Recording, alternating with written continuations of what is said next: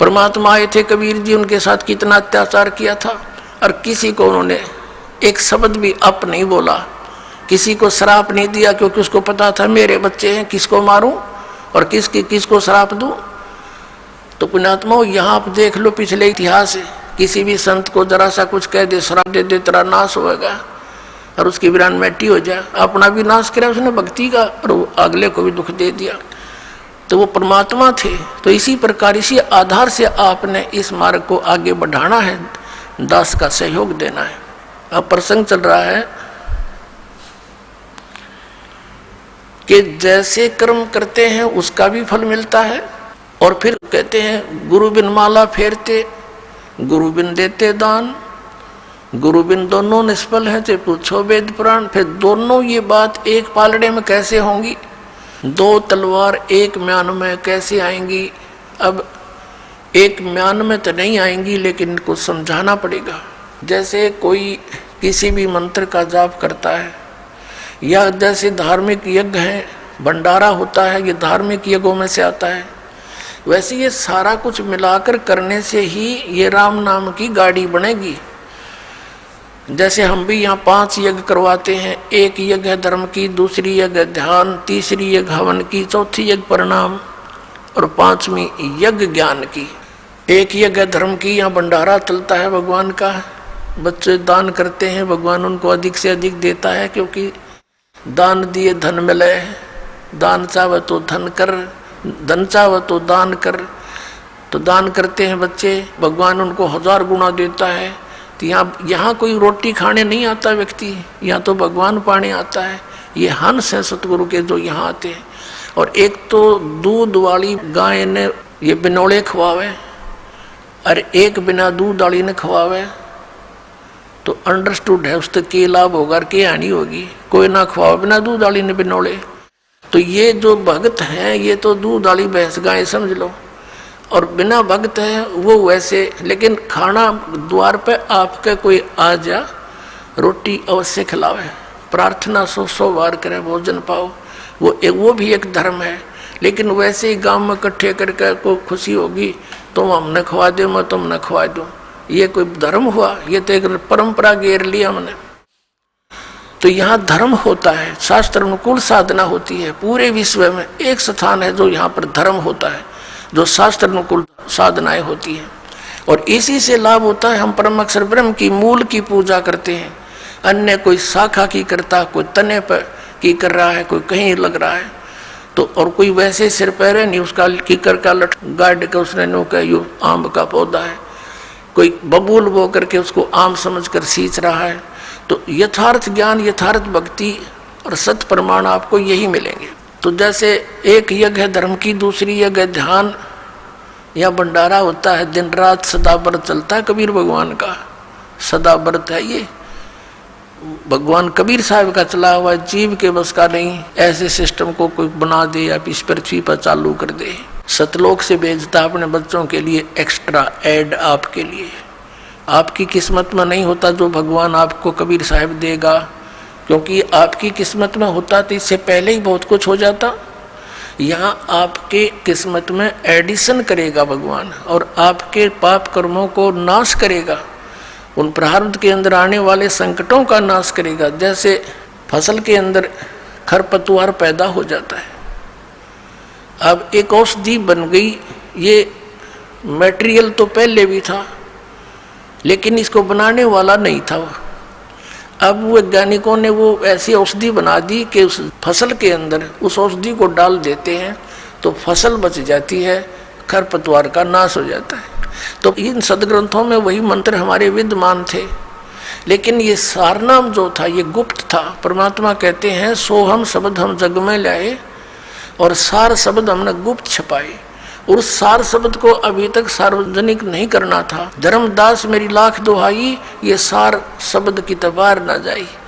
सार शब्द बार जो पढ़ी बिचली पीढ़ी हंसनी तरही, सार शब्द जब तक छुपाई जब लगे द्वादश पंथ मिट जाई। तो इस सार शब्द को सार्वजनिक करना था, डिक्लेयर करना था, तो ये समय अब तक छुपाना था। तो ये जो पाप नाशक औषधि ईब तैयार होगी, जो खरपतवार का नाश करती है और फसल सुरक्षित रह जाती है। तो इस प्रकार यहाँ जो भंडारे होते हैं, ये भंडारा है, ये धर्म यज्ञ है। दूसरी यज्ञ ध्यान की, या ऐसा ज्ञान सुनाया जाता है, उस परम पिता का चिंतन यानी ध्यान होता है, मेडिटेशन होता है। मेडिटेशन ये हठ योग नहीं है, 2.5 घंटे बैठ सुबह 2.5 घंटे शाम। इससे पहले हजारों वर्ष डड़े ढोके चले गए वो ऋषि जी। और ये राधा स्वामी धन सतगुरु वाले और ये क्या कहे, हम तो सीधे त्रिकुटी में ध्यान लगाओ है। एक भगत कह रहा था, बोला वो ऋषि कुंड से एडी में ध्यान लगाया करते, जो 18 वर्ष धक्के खा गए, वह भी त्रिकुटी में लाया करते। तुमने ना सोचो थारी परम धनी लाई त्रिकुटी ने ढूंढ गए, या तो इन गा के गिर रखिए त्रिकुटी, इस आगे किससे ना पता, और उन त्रिकुटी का भी ना पता कहाँ पर है। तो ये ध्यान जो है ये क्या है, एक टेंशन टाइप होना चाहिए हमारा, टेंशन जिसका हो जाती है। जैसे किसी को किसी भी कारण से टेंशन होगी तो उसकी रह रह कर माइंड की सुई वहीं जाएगी, बात भी कर रहा है, थोड़ी देर के बाद फिर वहीं किसी से बतलाता है, 2 मिनट के बाद फिर वहीं ध्यान पहुंच जाता है। तो ये है हमारा मेडिटेशन, ये है सहज समाधि। जो पति भरता पति से राती आन पुरुष नहीं भावे, बसे पीहर में सुरत प्रीतम में ऐसे ध्यान लगावे। जैसे बेटी अपने घर आ जाती है, वो रहती अपने पिता के घर पर है, लेकिन उसका ध्यान पति में रहता है, वहाँ के कार्यक्रम में रहता है, वो बातें भी करती है, काम भी करती है, लेकिन अंदर से उसका ध्यान वहाँ से, वो है मेडिटेशन। हमारा मेडिटेशन ये है, क्योंकि हम परमात्मा के यहाँ गुणों से, ज्ञान यज्ञ से ऐसा प्रेरित कर देंगे कि आपका ध्यान उस सचखंड के अंदर रहने लग जाएगा। ये तो गंदा लोग, कल मर जा, पता यहाँ कौन है, आगे पता नहीं कहाँ डालेगा ये, तो एकदम आपका यहाँ से सिमट कर, उल्टा हट कर, जब तक यहाँ रहोगे, जैसे लड़की अपने पिता के घर पे रहती है, सारा काम करती है, लेकिन उसकी अंतिम इच्छा होती है पति आवर, चलो अपना काम संभालूंगी, वहाँ से ऐसे बहुत सा कार्य है। तो ये हमारा मेडिटेशन ये है, ये सहज समाधि कहलाती है। और फिर क्या पता है, जैसे आप कई दिन पहले यहाँ आने के लिए, क्योंकि घर में 2 सदस्य नाम ले रहे हैं, 4 नहीं ले रखा, तो वो रोज वो ये भी कहते हैं तीसरे दिन चले जाते हो, तुमने तो पता नहीं क्या पा गया। तो वो भी चिंता बन जाती है कि ये हम चालन की कहेंगे, ये तोड़ी गिरेंगे। तो उसके लिए भी आपको सेटिंग करते हो, पहले से कोई अच्छी तरह घना काम करते हो, 100 काम सेट करते हो, कहीं ये ट्या ना करें, तो वो भी जानना है भगवान का यहाँ आने के लिए। तो इस प्रकार दूसरी यज्ञ ध्यान और तीसरी यज्ञ हवन की। यहाँ पर जोत जलाई जाती है उस देसी घी की, गाय और भैंस के घी की। अब वेदों के अंदर कहीं भी यो बटवाड़ के हवन करने का निर्देश नहीं है, ज्योति यज्ञ बोला है, ज्योति यज्ञ। एक ज्योति से यज्ञ होता है, हवन होता है, ज्योति हवन। ज्योति यज्ञ हवन कहलाता है। एक जोत लगाई जाती है रुई की, पतली सी जोत में, उसमें घी डालते रहो। 100 ग्राम 200 ग्राम रुई में आप चाहे 100 क्विंटल घी को हवन कर दो, और 100 क्विंटल घी को हवन करने के लिए लकड़ी तक कम से कम भी 10 क्विंटल फूकनी पड़ेंगी। तो उस लकड़ियों के जलने से कार्बन डाइऑक्साइड एक्स्ट्रा और आने ही करेगा। और 100 ग्राम 200 ग्राम रुई में 100 क्विंटल घी को हवन कर दो, उसमें डालते रहोगी। तो ये परमात्मा ने चलाई थी। और इन राधा स्वामी धन सतगुरु जय गुरुदेव वाले, ये जनोद वाले, ये निरंकारी सतपाल वाले, सारे ये जितने, ये उन्नत जोत लुआनी भी बंद कर दी। पहले हमारे सबके घरों में हवन योग होते थे, जैसा भी उनको ज्ञान था ज्योति लाते थे, ऐसे टेढ़ी दीपक बोलते थे उसको, घी की से जलाते थे थोड़ी सी। अभी न वो भी बंद करवा दी, बताइए फिर लाभ कैसे होगा। इनको हम तो अंदर जोत जलावाएंगे, उस शिवदयाल का जलगी जोत, बुक्की में बैठा भूत बना, इन बाकी क्या गौर जल जाएगी थोड़े दिन में। धर्म छुटवा दिया। अब पुनः इस दास के ऊपर इतना वजन आ गया कि उस बिगड़े हुए सारे सिस्टम को फिर सेट करवाना, और किसी को कोई विरोध का सामना करना पड़ रहा है, किसी को किसी का। लेकिन ये ज्ञान होने के बाद फिर तो मीराबाई वाला काम हो जाएगा आपके साथ में। चाहे कोई गुंडी कहो चाहे बुंडी, मेरी तो सूरत नाम में लगी, मुझे कुछ भी कहो, अब मैं इस मार्ग से विचलित नहीं हो सकती। तो ऐसे ही आपके साथ बनेगी, तब आप भक्त बनोगे। अब तीसरी जगह हवन की, यहाँ जितने भी पाठ होते हैं, जैसे अब के 400 पाठ चल रहे हैं, तो 404 क्विंटल घी का हवन होगा, बल्कि 4.5 क्विंटल का, कि मैं अन्य जोत अलग से होती है उनका। और पर 10वें दिन ऐसे ही 4-5 क्विंटल घी का या परमात्मा का हवन होता है। तो ये विधिवत यज्ञ है। चौथा यज्ञ प्रणाम। अब जैसे यहाँ दंडोत प्रणाम कराते हैं, इस मन के अंदर, हमारे अंदर इतना गंद भर दिया इस काल ने, अभिमान ठोक दिया। अभिमान के पास भगवान नहीं आ सकता। परमात्मा का और अभिमान का बिल्कुल न सोच ले, नॉर्थ और साउथ पोल समझ लो इनको, ये आपस में कभी नहीं मिल सकते। तो इसको हमने अहंकार को खत्म करना पड़ेगा। इस माटी का हम कितना अभिमान बना लेते हैं, छोटी सी पोस्ट मिल गई, आंडी पाक जाए, धरती तोल देते, मंत्री प्रधानमंत्री बन जा, पता नहीं क्या बन जाते, और 1 मिनट में अधरंग मार जा, है पांगा मुंह हो जा, हाथ उठे नहीं, न पड़ा मुंह बावर माखी लकड़े और बड़े, हटा नहीं सकता उनको। तो इस मिट्टी का अभिमान, ये काल का इंजेक्शन है, ये बेमतलब का, इसको भी हमने सेट करना है। इस मिट्टी को मिट्टी जानकर, इस मिट्टी से भगवान पाने के लिए, इसे सोना उगाने के लिए वो क्रियाएं आपने सारी करनी पड़ेंगी जो दास बतावेगा। क्योंकि दास डॉक्टर है, आप रोगी हो जन्म मरण के रोग के, और दास की प्रत्येक आपने परहेज यानी वो भी रखना पड़ेगा, पथ्य भी, और फिर देखना कैसा रंग लगता है। और 5वीं यज्ञ है ये ज्ञान की। अब ये ज्ञान सुनाया जाता जो आज तक सुना ना देखा, ये सत्यनारायण कथा सुनाई जाती है, उस अविनाशी परमात्मा की कथा। पहले हम श्री विष्णु जी को नारायण मानकर कथा सुना करते थे, ये तो नासवान है, ये सत्यनारायण कहाँ से हो गया। सत्यनारायण माने सत्य साहेब यानी सच्चा भगवान, नारायण माने जल पर निवास करने वाला, आकर ठहरने वाला। जैसे प्रत्येक युग में परमात्मा शिशु रूप धारण करके वन के अंदर यानी बाहर जंगल में एक तालाब के ऊपर कमल के फूल पर विराजमान होता है, जल के ऊपर, जिस कारण से उस परमात्मा कबीर जी को नारायण कहा जाता है। तो ये सत्यनारायण कबीर जी है।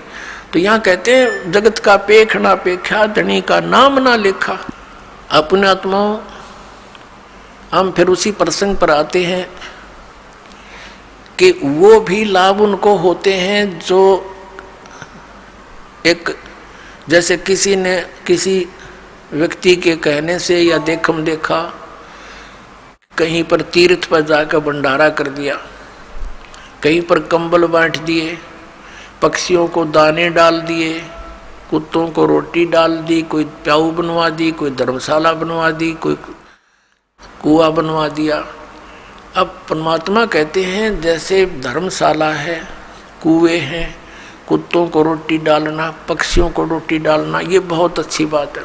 यह तो उपदेशी को भी चाहिए, अगर ऐसा वो कर सकता है तो कर सकता है। लेकिन मंदिर वगैरह में कहीं दान नहीं देना, मंदिर वगैरह नहीं हमने बनाने, क्योंकि हमने अपने मन मंदिर में पूजा करनी है उस परम पिता परमात्मा की, या अन्य किसी गुरुद्वारे में, मस्जिद में, चर्च के बनाने में हमें कोई सहयोग नहीं देना, क्योंकि हमने उन्हीं क्रियाओं पर अपना पैसा लगाना है जिससे हमें प्रभु मिले। और जो आदेश दास का हो, वो आदेश दास का क्या होगा, जो परमात्मा का विधान होगा उसी तरह करना है। और हमारे लिए कोई मंदिर, मस्जिद, गुरुद्वारे ये अनादरणीय नहीं है, लेकिन उनमें केवल वो महान आत्माओं की, महापुरुषों की मूर्तियां रखी हैं। उन मूर्तियों से, या वहाँ जैसे गुरु ग्रंथ साहिब रखा है, गुरु ग्रंथ साहिब में लिखे वर्णन के आधार से हमने क्रियाएं करने से मोक्ष होगा। केवल किसी गुरुद्वारे के अंदर और गुरु ग्रंथ साहिब को रखकर ही उसका आदर सत्कार करते रहने मात्र से नहीं। आदर सत्कार तो सबका करना। जैसे मूर्ति है, एक सेब की मूर्ति है, सेब की मूर्ति तो प्रेरणा करती है कि ये सेब है, इतना बढ़िया होता है, इसके खाने से क्या लाभ होता है। लेकिन वो पत्थर की मूर्ति सेब वाला काम नहीं करती। वह मूर्ति जरूर है उस पत्थर उसकी, वो अनादरणीय नहीं है, लेकिन वो मूर्ति सेब वाला काम नहीं कर सकती। जिन भगवानों की तुम मूर्ति बनाए रखे बैठे हो, वो मूर्ति वो काम नहीं कर सकती जो भगवान करेंगे। और उन भगवानों से लाभ लेने के लिए उनकी प्राप्ति के मंत्र भी इस दास के पास है, जो सबसे पहले वही दिए जाते हैं जिससे वो आपको कुछ लाभ दे सकेंगे। तो इस कारण से उन मंदिर मस्जिद गुरुद्वारों में परमात्मा की खोज में नहीं जाना, ये मनाही है। अब क्या आ गया, प्रश्न आता है कि जैसे ये भी धर्म करते हैं, गुरु बना नहीं रखे और बना रखे हैं तो नकली बना रखे हैं, उनसे कोई लाभ नहीं होगा। और फिर उनसे भी लाभ होता है, कैसे? और फिर ये भी कहते हैं कि जैसे कर्म करोगे फल तो मिलेगा ही मिलेगा, अवश्य मिलेगा। जैसे आप देखते हो एक कुत्ता बैठा है गाड़ी में, एक कुत्ता गाड़ी में बैठा है, मनुष्य उसका ड्राइवर है और वो बैठा पछली सीट पे और खिड़की में गन्नू मुंह काट के देख रहा है नो सैर सपट्टे से खूब। अब उस कुत्ते के रहने का एक अलग से रूम, उस रूम में एसी लगे होते आजकल, और महीने में एक बार दो बार जो है ना वेटरनरी सर्जन उसकी जांच करने आता है डॉक्टर, और सुंदर शोधित उसको जल और शोधित उसको आहार मिलता है, और उसका रहता कोठी में, और ड्राइवर उसका मनुष्य है आज के दिन। तो उस पुण्यात्मा ने कभी मनमुखी ये दान धर्म किए थे, उन दान धर्मों का फल उसको कुत्ते की योनि में मिल गया। यदि वो मर्यादावत करता, परम संत की शरण लेकर करता, किसी कारण से मोक्ष प्राप्ति ना होती, यहाँ भी रह जाता, तो उसको वो सुख मिलते जो उसने कुत्ते की योनि में मिले, उसको मनुष्य जीवन में मिलते वो सुख सारे मिलते किए हुए। और फिर मनुष्य योनि में कभी ना कभी कोई संत भी मिल जाता। अब उसने जैसे जिसने मनमुखी दान किए, धर्म किए, कुत्ते की योनि प्राप्त कर ली। एक मनुष्य को सुविधा नहीं आज के दिन, ऐसे उन कुत्तों को सुविधाएं हैं। तो उसने सारा पुण्य अपना कुत्ते की योनि में खत्म किया, फिर बन गया सुअर। अब कौन उसने गद्दा में बिठा होगा, अब कहाँ से लाएगा वो सुविधाएं? तो इस प्रकार ये जो किया हुआ कर्म तो मिलेगा ही मिलेगा, लेकिन जो गुरु के बिना दान करते हैं वो इसलिए यूजलेस है, उसने तो जीवन नाश कर लिया। गुरु बिन माला फेरते, गुरु बिन देते दान, गुरु बिन दोनों निष्फल हैं, चाहे पूछो वेद पुराण। और जो भक्ति बिल्कुल नहीं करते, राजपाट में अंधे हुए फिरते हैं, उनके लिए परमात्मा बताते हैं, अगम निगम को खोज ले, बुद्धि विवेक विचारी, उदय अस्त का राज मिले, तो बिन नाम बेगारे। पुण्यात्माओं, आप इस मार्ग से परिचित हो जाओ शीघ्र से शीघ्र, नहीं तो आपका अनमोल जीवन नाश हो रहा है काल की भूल भुलैया में। परमात्मा कहते हैं झूठे सुख को सुख कहे यू मान रहा मनमोद, यो सकल जमीना काल का कुछ मुख में कुछ कोद। एक व्यक्ति का पोता होया, पुत्र प्राप्ति हुई, उसकी खुशी मनाई, 10-12 गाँवों को खूब भोजन कराया, शराब स्वरूप पिलाई, ठाठ की खुशी मनाई। और अगले वर्ष जन्मदिन मनाने से पहले ही मर गया वो पोत्र। अब टक्कर मार रहे हैं, अब मना लो खुशी, जमा लो 12 गाँव में। और परमात्मा कहते हैं झूठे सुख को सुख कहे यू मान रहा मनमोद, ये सकल जमीना काल का कुछ मुख में कुछ कोद। इस काल भगवान को, सरपुरुष को श्राप लगा हुआ है 1 लाख मानव शरीरधारी प्राणियों का नित आहार करने का। ये जिस कारण से अपने तीनों पुत्रों रजगुण ब्रह्मा, सतगुण विष्णु, तम गुण शिव जी से ये सती थी, ये अपनी फसल ये बवा रखी है, इसने संभाल रखी है, सारी व्यवस्था इनके हवाले कर रखी है, इन्हीं से करवा रहा है। ब्रह्मा जी के रजोगुण से हम यहाँ पर संतान उत्पत्ति करते हैं। जैसे मिर्च का छौंक लगा, जीव के बस का नहीं, वो छींक ना आवे, तो ऐसा प्रेशर है यहाँ सभी प्राणियों पर संतान उत्पत्ति करने का, फिर यहाँ के राजपाट और सब ठाठ करने का, व्यवस्था करने का, उस गुण के कारण दबाव है। फिर सती थी मोह ममता, ये विष्णु जी के अंदर से निकल रहे सत्वगुण के प्रभाव से। फिर ये संहार करने वाला तो ये शंकर भगवान है ही। तमोगुण के कारण हम आपस में लठ बजा दे, एक दूसरे ने मार डालने, कत्लेआम कर देते हैं, राजा लोग एक दूसरे पर लड़ाई कर नाश कर डालते हैं। तो ये सारा बूचड़ खाना इस काल ने बनवा रखा है। यहाँ पे अपने स्वार्थ के लिए 1 लाख नित खाता है, 1.25 लाख जीव उत्पन्न करता है मनुष्य डेली। इसका ये रूटीन है, इसका ऐसा नियम है। तो इससे हम बच सकते हैं कबीर परमेश्वर की शरण में आने के बाद। फिर इसकी फर्द से हम बाहर हो जाते हैं, इसकी रेंज से बाहर हो जाते हैं। फिर ये उन भक्तों के निकट नहीं आ सकता जो कबीर परमेश्वर की शरण में इस दास के माध्यम से आ जाते हैं और मर्यादा में रहते हैं। कहते हैं जब लग हंसा हमारी आना, काल लगे नहीं तेरा बाणा। जब लग हंस मेरी मर्यादा में रहेगा, काल तेरा कोई अटैक मेरे बच्चों पर नहीं हो सकता। मर्यादा तोड़ देते हैं हम, जिस कारण से दुख पाते हैं। कबीर परमेश्वर कहते हैं अनंत कोट बाजी जहां हम रचे सकल ब्रह्मांड, और कह कबीर मैं क्या करूं यो काल करे जीव खंडे। परमात्मा कबीर जी कहते हैं कि मैंने अनंत करोड़ ब्रह्मांडों की रचना कर रखी है, ऐसे समर्थ हैं हम, और मैं क्या करूं, ये काल मेरे बच्चों को मुझसे खंड कर लेता है, इनका नाम तुड़वा देता है, फिर इन पर अटैक कर देता है, जिस कारण से ये मार खा जाते हैं। परमात्मा कहते हैं जैसे माता गर्भ को राखे यतन बना, और ठेस लगे तो छन हुए तेरी ऐसे भक्ति जा। इस नाम को लेने के बाद ये समझ लेना आपकी आत्मा में भक्ति स्टार्ट होगी, अब बीज पड़ गया। जैसे माता गर्भ को, जैसे किसी बहन को गर्भ रहा हो तो फिर वो रात्रि में या दिन में कितनी सचेत रहती है। रात को करवट लेते समय भी ये सोचती है भगवान कहीं मेरे बच्चे कर दाब ना पड़ जा, दबाव ना आ जा।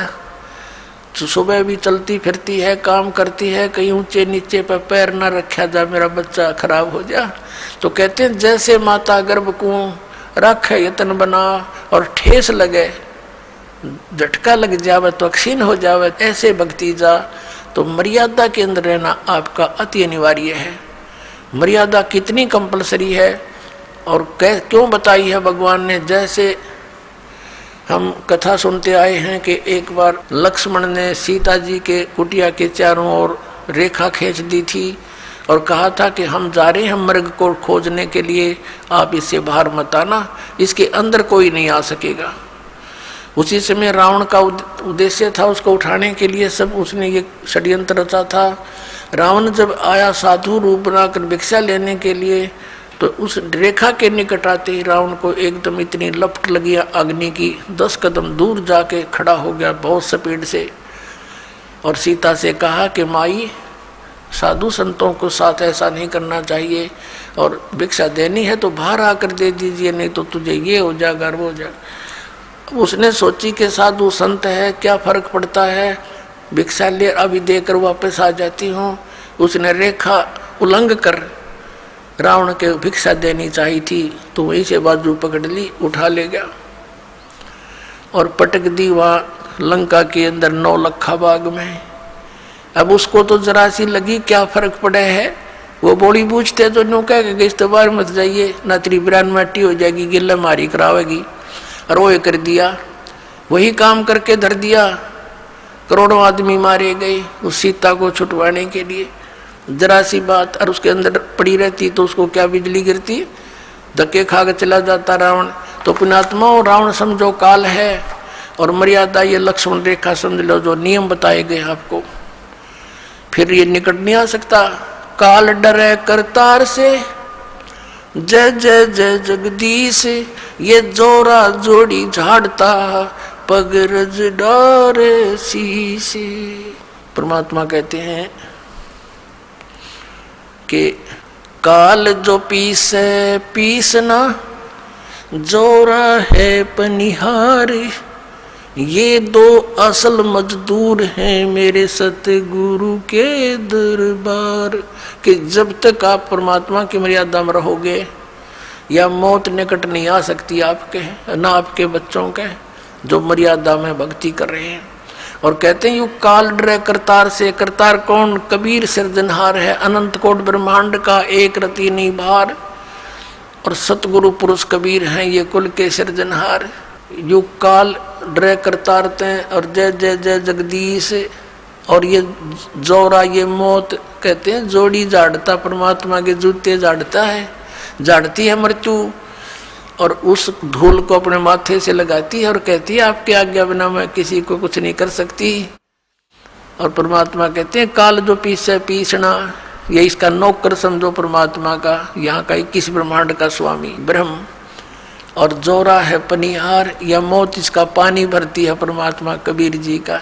तो ऐसे समर्थ शक्ति की आपको शरण प्राप्त हुई है, लेकिन अपनी नालायकी और गलती से हम भगवान को त्याग कर काल के पाले में पहुंच जाते हैं, काल के अखाड़े में। तो वहां तो बकला उतरेगा, फिर वहां क्या मिलना था। अब प्रसंग तो चल रहा है कि जब तक हम परमात्मा की शरण में रहेंगे इस काल का अटैक आप पर नहीं हो सकता। अब प्रसंग था कि अगम निगम को खोज ले बुद्धि विवेक विचार, उदय अस्त का राज मिले तो बिन नाम बिगाड़। अब बिगाड़ क्या होगी पुण्यात्माओं? जैसे हम पहले छोटे से थे, हमारे गांव से और दूसरे गांव तक शहर जाने के लिए एक 3 व्हीलर चला करते, ये पेट्रोल के चले थे बड़े वाले। तो वो एक दिन 3 व्हीलर आया नहीं, उनमें से 2-3 चलते थे। तो आपस में बातें कर रहे थे, कल क्या हो गया, तू आया क्यों नहीं? उसने कहा कल मैं बेगार में फंस गया था। बेगार क्या होती थी? पहले ये पुलिस वाले, इनके थानों में कोई व्हीकल तो होते नहीं कहते, इनके पास ये जीप जाप, ये किसी भी व्हीकल वाले को पकड़ ले जाते थे और सारा दिन इधर उधर कहीं रेड लगाते थे। वो सारा खर्चा उस व्हीकल वाले को वहन करना पड़ता था, उस तेल का भी, और मिलना कुछ था ही नहीं, फ्री ऑफ कॉस्ट ले जाते थे। तो क्या होता है कि वो बता रहा था कि आज 200 रुपये का तो पेट्रोल लग गया, एक आने की कमाई हुई नहीं, और सारा दिन पंजा टिक्या नहीं, वहाँ चलो वहाँ चलो। सुबह पकड़ा था, रात के 12 बजे छोड़ा हूँ। तो वो ऐसी दौड़ धूप, वहाँ चलो, यानी उस पहले वाले दिन से भी ज़्यादा तो सफ़र कर दी, खर्चा दोहरे तो हो गया, इनकम हुई नहीं। तो उसको बेगार बोलते हैं कि मेहनत दिखे गणी और पल्ला कुछ आवनी, इनकम ना हो। तो ऐसे इसको बेगार कहा करते हैं। तो परमात्मा ने कहा कि अगम निगम को खोज ले, भविष्य के अंदर तो थोड़ा सा ध्यान कर, और बुद्धि विवेक विचार, उदय अस्त का राज मिले तो बिन नाम बिगाड़। जहाँ से सूर्य उदय होता है और जहाँ अस्त होता है, यानी पूरी पृथ्वी का तुझे राज मिल जावे। यदि यह भक्ति ठीक सत भक्ति नहीं है तो तू बिगाड़ कर रहा है। यानी क्या होता है, राजा को एक पल का चैन नहीं होता, गुटी ला के टाइम पास कराई सारा दिन में भी पिए पड़ा रहना पड़ता है इसको, और रात को तो पीनी पड़े, क्योंकि 36 पंगे जान, वहाँ ऐसे हो गया, उसने ऐसे कर दिया, वो फलाना हो रहा है, कहीं क्रांति ना आ जाए, MLA ना टूट जाए, मंत्री ना भाग जाए। रात ने भी नींद नहीं आती इनको। तो कहते हैं इस राजा को इतनी मेहनत दिन रात होती है, और पिछले पुनों से ये राजा बनता है। आगे भक्ति कर नहीं रहा, वो पिछले पुनों का नाश कर रहा है, और सारा दिन इधर तो उधर कोई छोटा मोटा को विरोध करे, उसको गोली से मरवा दे, तो नरे पाप इकट्ठे कर। कहते हैं उदय अस्त का राज मिले तो बिन नाम बेगार। तो वो बेगार है पुण्यात्माओं। तो परमात्मा हमें याद दिलाते हैं, राम नाम रटते रहो, राम नाम रटते रहो, जब तक घट में प्राण, कभू तो दीन दयाल के बनक पड़ेगी कान। बोलो सतगुरुदेव। परम पिता परमात्मा पूर्ण ब्रह्म, सारी सृष्टि के रचनहार कुल मालिक कबीर देव जी, अल्लाहु अकबर, कबीर साहब, परम अक्षर ब्रह्म, ये हमारे जनक हैं, हम सभी आत्माओं की उत्पत्ति करता है। यही सभी ब्रह्मांडों के सृजनहार हैं, कुल के मालिक हैं। और वो परमात्मा प्रत्येक युग में अपने विषय में, अपने बारे में यथार्थ ज्ञान देने के लिए स्वयं ही यहाँ इस काल के ब्रह्मांड में आता है। उस परमेश्वर से पहले इस लोक के स्वामी, यहाँ के मालिक ब्रह्म के द्वारा सभी प्राणियों को, सभी मानव समाज को यथार्थ आध्यात्मिक ज्ञान से बहुत परे कर रखा होता है। शास्त्रों का नाम लेकर के इस ब्रह्म के दूतों ने, संदेश वाहकों ने सदग्रंथों के विपरीत ज्ञान समाज के अंदर भर रखा होता है। वो परमात्मा अपनी जानकारी स्वयं ही देने के लिए यहाँ आते हैं, प्रत्येक युग में आते हैं। वो अपने निज धाम से, उस तीसरे मुक्ति धाम से चलकर आते हैं, सतलोक से चलकर आते हैं। सहशरीर आते हैं, सहशरीर जाते हैं। ये लीला वो परम अक्षर ब्रह्म करते हैं और यहाँ आकर के अपनी अच्छी आत्माओं को मिलते हैं, उनको अपने विषय में जानकारी देते हैं, तत्व ज्ञान का उपदेश करते हैं और फिर उन पुण्यात्माओं को अपना साक्षात्कार कराते हैं। क्योंकि हम यहाँ यदि भगवान को देखते हैं मानव रूप में, तो हम नहीं मान पाते हैं, क्योंकि हमने अज्ञान घना सुन रखा होता है। उस परमात्मा ने क्या तरीका अपनाया अपनी जानकारी देने के लिए? वो यहाँ पर आते हैं दृढ़ भक्त अच्छी आत्माओं को जो समर्पित है मालिक के ऊपर, उनसे मिलते हैं, उनको फिर सतलोक दिखाते हैं, अपना सचखंड दिखाते हैं। और वहां जाकर जब ये जीव आत्मा देखता है कि सचमुच यही तो भगवान है जो यहाँ से हमें ऊपर लेकर गया, और वहां भी भगवान मनुष्य सदृश नर आकार में है, उसके बाद उन पुण्यात्माओं को दृढ़ विश्वास हो जाता। आंखों देख भगवान को, वैसे तो साक्षात्कार भगवान का यहाँ भी हुआ, क्योंकि वही परमात्मा यहाँ भी बात कर रहे थे, मनुष्य सदृश थे एज इट इज, और वो एज इट इज ऊपर गए उन आत्मा को लेकर के साथ में, तो वहाँ भी वही थे, ऐसे ही थे। तो वहाँ देखने के बाद फिर उनको विश्वास होता है कि ये यही है भगवान जो हमें पृथ्वी लोक पर भी मिले थे। तो इसको साक्षात्कार कहते हैं। साक्षात्कार तो वो भी था जो स्वयं आकर परमात्मा मिले, बातें की, समझाने की चेष्टा की, लेकिन उससे हमें विश्वास नहीं हुआ, इसलिए ऊपर देखा जो भगवान को, उसी परमात्मा को, अनंत कोट ब्रह्मांड के कंट्रोलर के सिंहासन पर।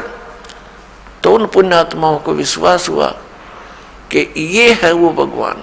अपनी इस लीला को करते हुए परमात्मा प्रत्येक युग में आते हैं, लेकिन इन काल से भ्रमित ये भोली आत्मा गुरुपद पर प्राप्त होकर, विराजमान होकर के गुरुपद पर, ये अभिमान के मारे उस यथार्थ ज्ञान को जानकर भी स्वीकार नहीं करते।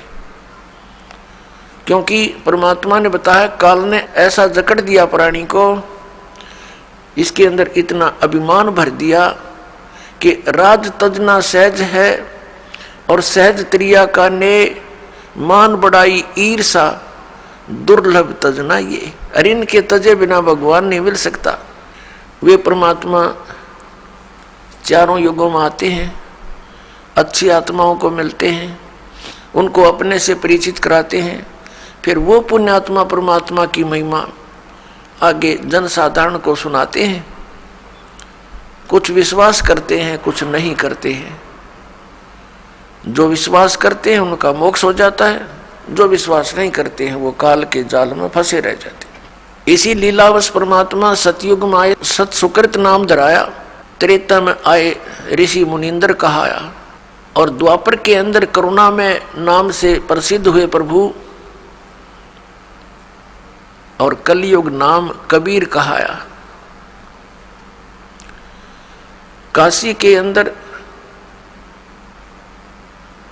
भारतवर्ष की पावन भूमि में वो परमात्मा सन 1398 में सतलोक से आकर प्रकट हुए। काशी शहर से बाहर बने एक सरोवर जिसको लहर तारा तालाब नाम से जाना जाता है, उसमें विकसित कमल के फूल पर आकर के विराजमान हुए, एक शिशु रूप धारण करके, और वहां से एक नीरू नीमा नाम के जुलाहा दंपति उनको उठा ले गए।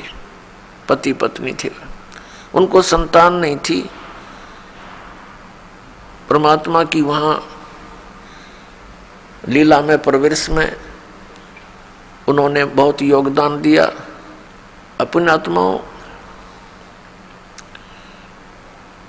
परमात्मा कबीर देव जी, कबीर साहब 25 दिन के हो गए थे लीला में, शरीर में, शिशु रूप में। उन्होंने कुछ भी आहार नहीं किया। माता पिता चिंतित हुए, मुंह बोले माता पिता, उनके जन्म के माता पिता नहीं, क्योंकि वो तो सबके सर्जनहार है। उनको बड़ी चिंता हुई, और नीमा ने तो यहां तक कह दिया, भगवान यदि ये बालक मर गया तो साथ में मरूंगी। उसको पता नहीं था कि ये मरने वाला बालक नहीं है। नीरू नीमा वैसे पूर्व जन्म में भी ब्राह्मण ब्राह्मणी थे, परमात्मा इनको उस समय भी मिले थे, इन्होंने उनकी बात को नहीं माना था। ये अलग कहानी है, फिर कभी सुनाएंगे समय आने पर। तो इस जन्म में भी ये नीरू नीमा पहले ब्राह्मण ब्राह्मणी थे,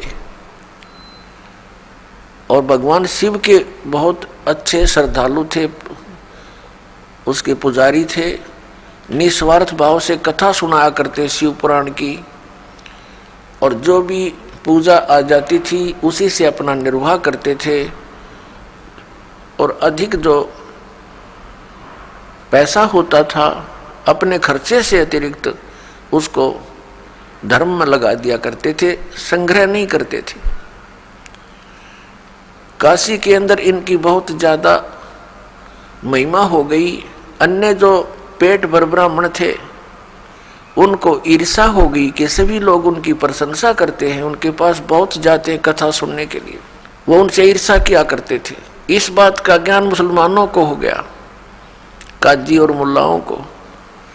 तो उन्होंने देखा कि ये इनका गौरी शंकर नाम था नीरू का, और सरस्वती नाम था नीमा का। मुसलमानों ने देखा कि ये बहुत ज़्यादा हिंदू धर्म का प्रचार कर रहा है, लोगों में इसकी बहुत आस्था है, बहुत ज़्यादा प्रचार करता है।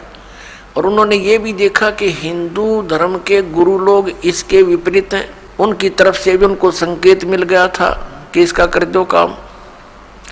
इस आधार से उन्होंने गौरी शंकर और सरस्वती को मुसलमान बना दिया, उनके घर में अपना जल छिड़क दिया, उनके मुंह में अपना झूठा जल डाल दिया, जबरदस्ती बलपूर्वक मुसलमान बना दिया। हिंदू धर्म के गुरुवर जो वहाँ के वो पेट भर ब्राह्मण थे, वो पहले ही सतर्क थे इस बात से कि वो करेंगे इस काम को। उन्होंने मुनादी करवा दी कि गौरी शंकर मुसलमान बन गया है, उसने धर्म परिवर्तन कर लिया है, उसका गंगा में स्नान करना बंद, उसका सब भाईचारा खत्म, उसके पास कोई ना जाइयो हिंदू धर्म के व्यक्ति उसे संपर्क मत रखना। इनके आदेश का पालन सभी जनता करती थी। अब उन्होंने, मुसलमानों ने उनका नाम बदल दिया, गौरी शंकर का नाम रख दिया नूर अली, और सरस्वती का नाम रख दिया नियामत। फिर शॉर्टकट में उनको नीरू और नीमा कहने लगे। अब वो मुसलमान भले ही बन गए थे, लेकिन भगवान शिव की आस्था उनके हृदय से हटी नहीं थी। जब परमात्मा 25 दिन के हो गए, कुछ आहार किया नहीं, तो अंडरस्टूड होता है कि बच्चा 2 दिन ना खाओ तो आंख निकल जा। भले ही परमात्मा स्वस्थ थे, लेकिन नीमा को चिंता करनी होगी और रो रो कर अपने भगवान शिव को याद करती है कि हे भगवान, या तो ये पुत्र देना नहीं था और दे दिया तो भगवान लेना नहीं चाहिए। यदि ये मर गया तो आपकी बेटी साथ मरेगी। हृदय से बोल रही थी। तब परमात्मा कबीर देव ने, जो शिशु रूप में विराजमान थे, प्रेरणा करी भगवान शिव के अंदर। भगवान शिव आए शिवलोक से, अपने धाम से चलकर आए एक साधु रूप बना के, और कहा माई क्यों रो रही है।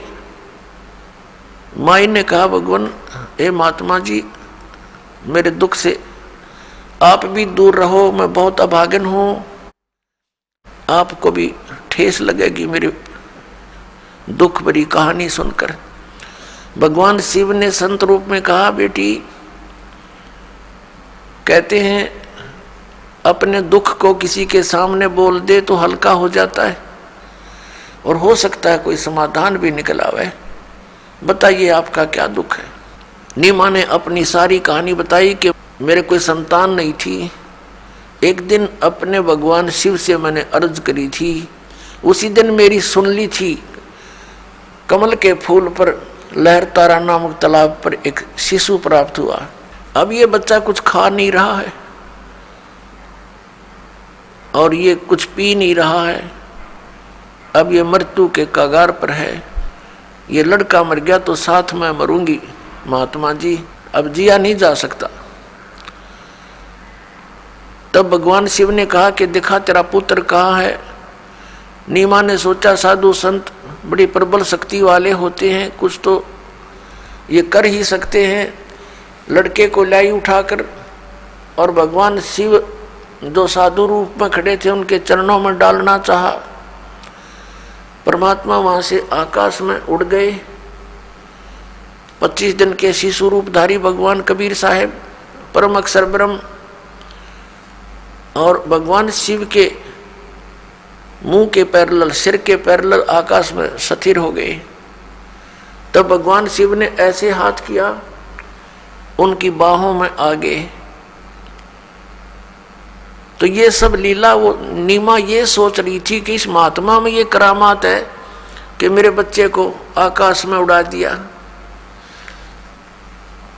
अब जो समर्थ होते हैं उनको अपनी महिमा की चिंता ना होती, महिमा कराने की आवश्यकता नहीं होती। बड़े बड़ाई कर्या नहीं करते।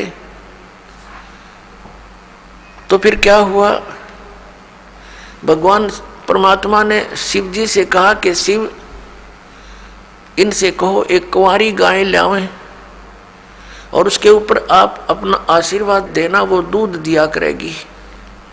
अरे कुमार के घर से एक छोटा सा मटका मंगा लो, घड़ा। ऐसा ही किया गया।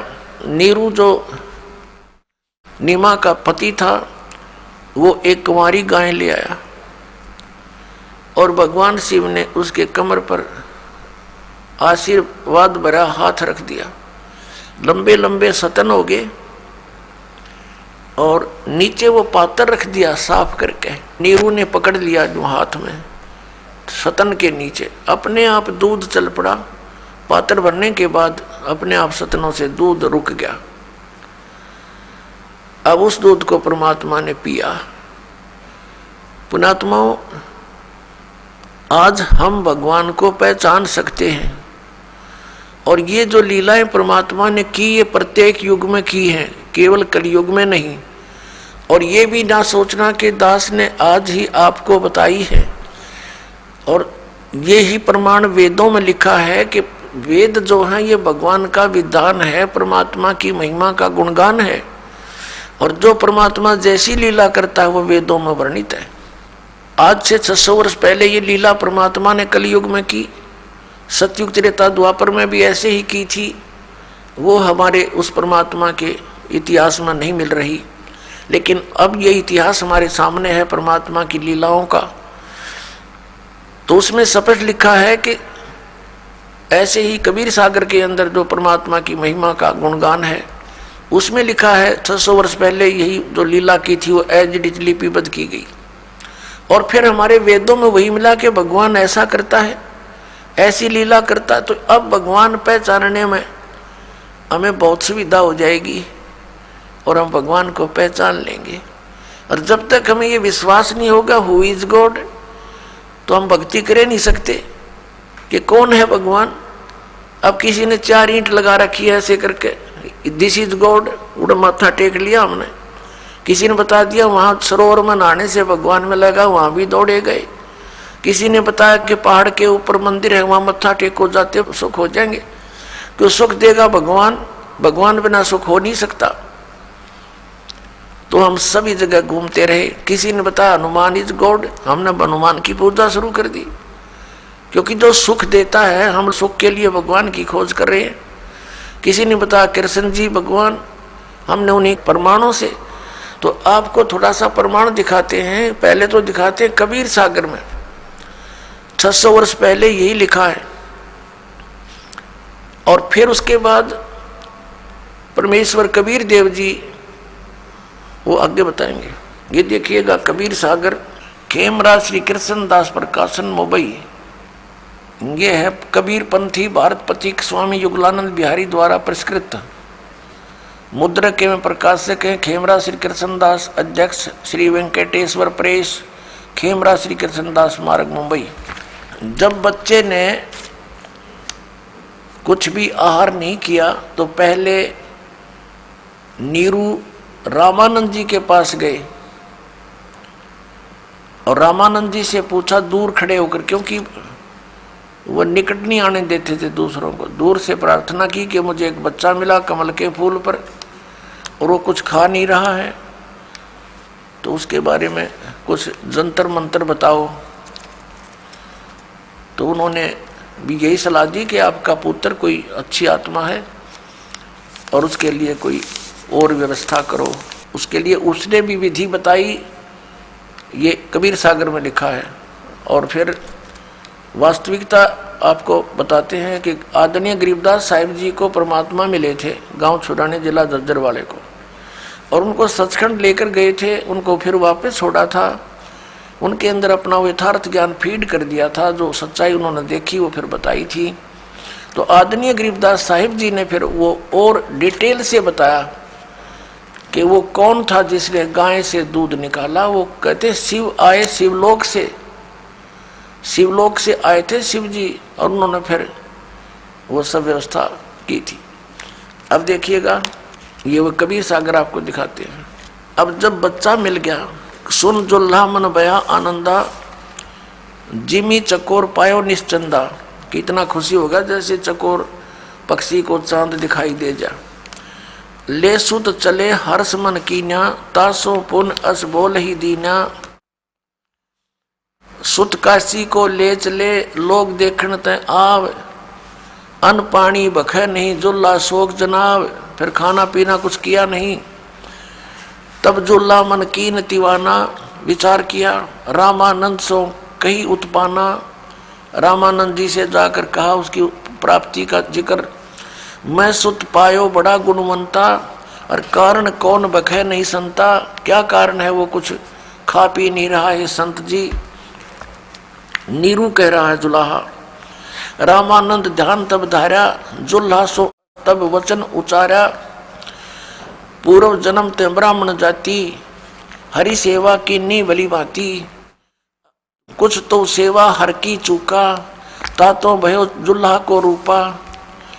प्रीति प्रभु गए तोर लीनी, ताते उद्यान में सुध तो दीना। उद्यान यानी बाग में तेरे को पुत्र दिया। अब नूरी, नूरी नहीं ये नीरू है, गलती से लिखा। ए प्रभु जस की नो तस पायो, आरत हो तो दर्शन आयो। सो कहिए उपाय गुसाई, बालक अक्षुदावंत कुछ खाई। भूखा बालक कुछ खावे, ऐसा कोई उपाय बताओ। रामानंद अस युक्ति विचारा, तुम सुत कोई ज्ञानी अवतारा। बछिया जाही बैल नहीं लागा, सोले ठाड करते ही आगा। इसमें बताया है कि बछिया जाही बैल नहीं लागा, जिस बछिया को बैल ने टच ना किया हो अर्थात कुंवारी। बछिया जाही बैल नहीं लागा, सोले ठाड करो ते ही आगा। उसके सामने लाओ। दूध चलते थन ते, दूध दही धरो छपाई। अक्षुदावंत जब होवे ताके देहो खवाई। जुल्ला एक बछिया ले आवा, और चलो दूत कोई मरम न पावा। चलो दूत जुल्हा हरसाना, राख छिपाई कहो नहीं जाना। अब यहाँ पर ये वास्तव में दूत है। वो कौन था दूत? दूत का अर्थ होता है जो संदेश वाहक। अब इसमें कबीर सागर के अंदर जो सच्चाई है वो तो ज्यों की त्यों लिखी है पुण्यात्माओं। तो हमने सिर्फ इतना निष्कर्ष लेना है इससे कि परमात्मा 600 वर्ष पहले आए थे, वो लीला वही की थी जो वो किया करते हैं। और कंवारी गाय के दूध से उनके परवरिश की लीला हुई थी। ये तो प्रमाण हुआ उस परमात्मा ने जो प्रैक्टिकल किया करता ही है। अब हम आपको दिखाते हैं वो थ्योरी, वो सिद्धांत, वो विधान जिनको हम सत्य मानते हैं, पवित्र वेदों को। तो ऋग्वेद मंडल नंबर 9 और सूक्त नंबर 1 मंत्र 8 और 9 में ये कंसेप्ट क्लियर किया है कि वो परमात्मा मनुष्य सदृश है और वो 3 प्रकार की स्थिति से अपने शरीर से 3 प्रकार से सभी जीवों का संभाल करता है। तीनों लोकों में प्रवेश करके सबका धारण पोषण करता है। और वो परमात्मा शिशु रूप धार कर जब नीचे आता है, लीला करता है, तो उसकी परिवर्ष की लीला कुंवारी गायों के द्वारा होती है। He is God, he is complete God, he is supreme God. तो ये लीला की किसने है? ना श्री कृष्ण जी ने की, ना श्री रामचंद्र जी ने की, ना श्री ईसा जी ने की, ना श्री हजरत मोहम्मद जी ने की, जिनको हम आज तक सर्वशक्तिमान और सर्वज्ञान संपन्न और भगवान के दर्जे में लेते आए हैं या उनको रसूल रूप में मानते हैं। तो हु इज गॉड? वो कबीर इज गॉड। अब दिखाते हैं आपको ऋग्वेद। देखिएगा ऋग्वेद इस मंडल 9-10 इकट्ठा अनुवादित है। ये कहाँ से है? प्रकाशक हैं सार्वदेशी कार्य प्रतिनिधि सभा, महर्षि दयानंद भवन, रामलीला मैदान, नई दिल्ली से। ये इनके फैक्स और फोन नंबर है। महर्षि दयानंद सरस्वती कृत। मुद्रक हैं Prince offset printers, 1510 Pataudi house, Daryaganj, नई दिल्ली। अब यहाँ से हम देखते चलेंगे थोड़ा सा। ऋग्वेद भाषा भाष्यम 9वां मंडल प्रथम सूक्त का प्रथम मंत्र। इसमें क्या है कि हे सौम्य स्वभाव परमात्मन, यानी परमात्मा की महिमा चल